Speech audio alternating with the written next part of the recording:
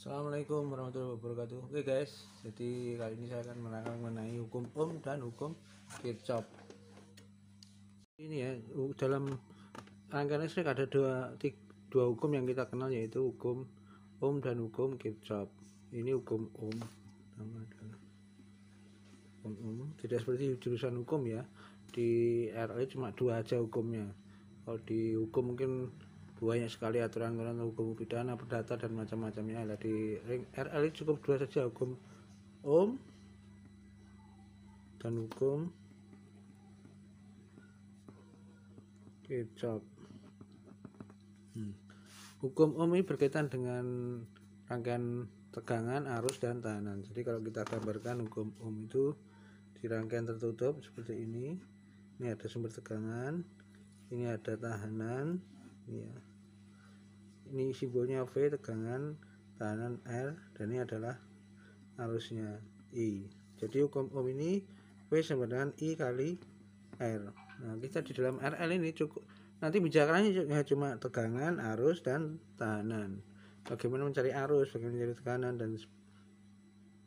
tegangan dan lain sebagainya hukum ini. Jadi misal ini ada tegangan 4 volt, R nya tahannya 2 ohm. Berapa I nya? I sama dengan V per R. Jadi 4 dibagi 2 sama dengan 2 ampere. Nah cukup itu. Tapi tidak tahu kenapa kok kesulitan, padahal kita hanya mencari ini kan mudah gitu ya. Ya emang kelihatannya mudah. Lah ini rangkaiannya masih sederhana, cuma satu tegangan dan satu tahanan. Nah nanti kalau sudah banyak rangkaiannya ini bisa panjang seperti ini ya, misalnya seperti ini dalam rangkaian sirkuit itu ya, nanti kan bisa macam-macam kayak gini dan sebagainya.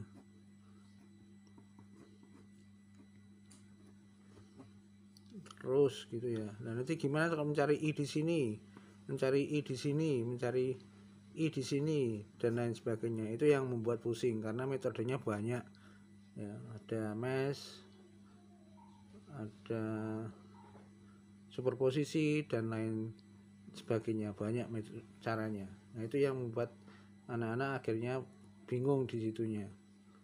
Nah, nanti kita pelajari, nanti kita terangkan hukum Ohm dulu. Jadi itu tadi ya hukum Ohm, V sama dengan I kali R. Jadi tegangan sama dengan arus dikali tahanan. Sekarang hukum Kirchhoff. Hukum Kirchhoff ada dua, itu Kirchhoff 1 dan Kirchhoff 2. Kirchhoff 1 yaitu jumlah tegangan yang masuk dalam suatu titik sama dengan jumlah jumlah arus yang masuk dalam satu titik sama dengan jumlah arus yang keluar dari titik tersebut. Nah misalkan ini I1, ini I2, ini I3. Misalnya I1 nya 2, I3 nya, I2 nya 4, I3 nya berapa? Nah dengan 6 harusnya, karena I1 plus I4 sama dengan I3. Jadi jumlah tegangan arus yang masuk sigma in, sigma arus masuk sama dengan sigma I out, jumlah arus yang keluar. Nah sekarang hukum Kirchhoff yang kedua. Ya, hukum Kirchhoff yang kedua.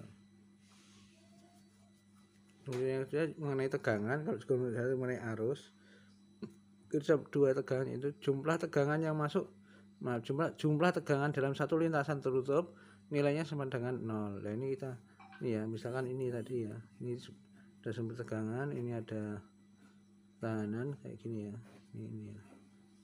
Nah dalam RL kita selalu gunakan kaidah searah jarum jam kayak ini ya. Ini ada R1, ini ada R2. Nah, ini gini, ini ya. Nanti kalau ini digunakan seperti ini, nanti ketemu pertama kali R-nya itu dikasih tanda plus, berarti lawannya min. Nanti ketemu lagi sini plus, ini min.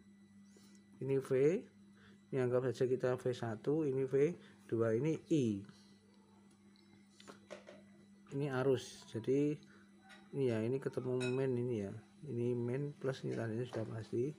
Jadi kalau kita hitung nanti ini min V plus V1 plus V2, karena ini ketemu kita arah jarum jam, I nya ketemu min, ini ketemu plus, ini min V, ini plus V1 plus V2 sama dengan 0. Jadi V sama dengan V1 plus V2. Nah, kita buktikan dengan hitung-hitungan. Yang tadi ya, ini ya.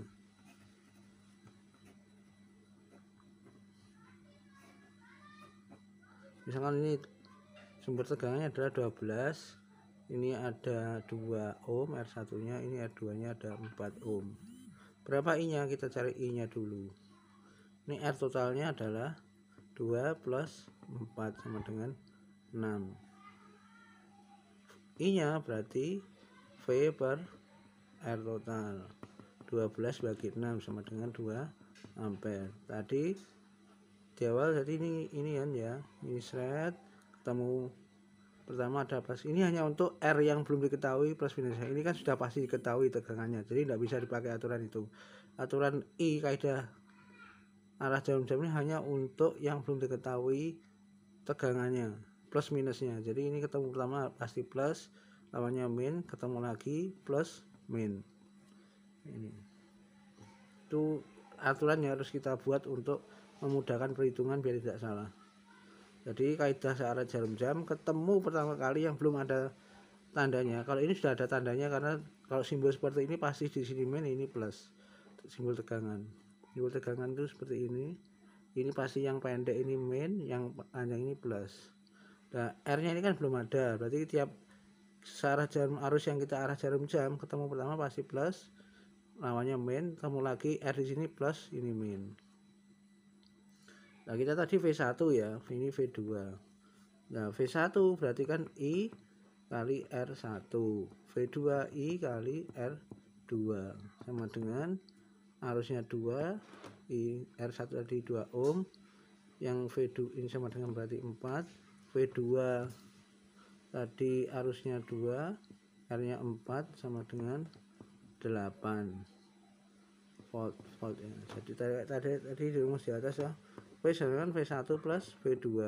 V nya adalah 12, V1 tadi 4, V2 nya 8. Jadi kan 12 sama dengan 12. Nah, itu sudah terbukti. Jadi itu ya mengenai hukum Kirchhoff yang kedua. Jadi jumlah tegangan dalam satu tulisan tersebut nilainya sama dengan 0. Dan yang perlu diingat lagi adalah arus dalam rangkaian seri nilainya sama. Kayak tadi ya, berarti arusnya pada R1 pada arus kedua adalah 2 ohm karena seri. Jadi yang beda tegangannya kan V1 beda, V2 beda dengan V1.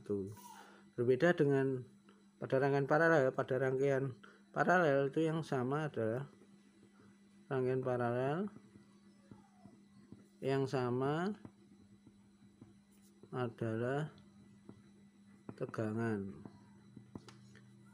Ini yang beda. Dalam rangkaian seri yang sama arus, yang beda tegangan. Rangkaian paralel yang sama adalah tegangan, yang beda arusnya. Penjelasan lebih lanjut nanti ada di pembagi arus dan pembagi tegangan. Mungkin itu cukup untuk mengenai hukum Ohm dan hukum Kirchhoff. Nanti bisa ditanyakan di kelas kalau ada masih bingung. Baik, terima kasih. Assalamualaikum warahmatullahi wabarakatuh.